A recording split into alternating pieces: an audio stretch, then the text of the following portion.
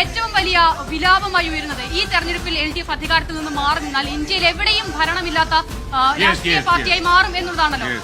CPIM എന്ന് പറയുന്ന രാഷ്ട്രീയ പ്രസ്ഥാനം, ഇടതുപക്ഷം എന്ന് പറയുന്ന രാഷ്ട്രീയ പ്രസ്ഥാനം, അവരുടെ അസ്തിത്വം എന്ന് പറയുന്നത് എവിടെയെങ്കിലും അധികാരത്തിലുണ്ടോ, ഭരണം നിർവഹിക്കുന്നുണ്ടോ എന്നതൊന്നും നോക്കി അടിസ്ഥാനപ്പെടുത്തിയല്ല.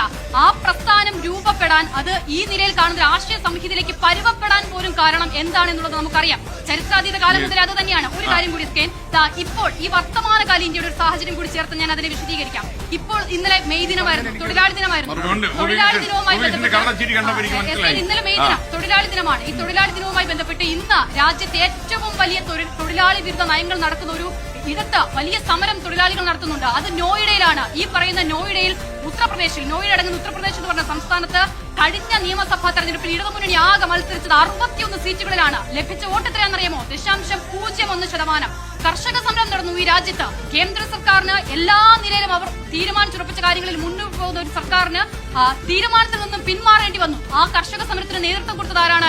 ഇടത് പ്രസ്ഥാനങ്ങളാണ്. കർഷക സമരം കൊടുമ്പിരി കൊണ്ട ഡൽഹിയിൽ എത്രയാണ് CPIMന്റെ വോട്ടിംഗ് പെർസെന്റേജ് എന്നറിയാമോ? 0.01%. പഞ്ചാബിൽ ആകെ കിട്ടിയത് 0.1%. അപ്പോൾ ഈ പറയുന്ന ഇത്ര വലിയ സമരങ്ങൾക്ക് നേതൃത്വം കൊടുത്ത സംസ്ഥാനങ്ങളിലൊന്നും ഈ വോട്ടിംഗ് പെർസെന്റേജ് ആണ് ഇടതുപക്ഷം എന്ന് പറഞ്ഞ രാഷ്ട്രീയ പ്രസ്ഥാനത്തിലുള്ളത്. അപ്പോൾ അതുകൊണ്ട് ഭരണം എവിടെയും ഇല്ല എന്നത് ഇടതുപക്ഷ പ്രസ്ഥാനത്തിനെ അവരെ വിലയിരുത്താനോ ഇനി എന്താകും അവർ എന്ന് വ്യാഖ്യാനിക്കാനുള്ളൊരു സൂചികയേ അല്ല.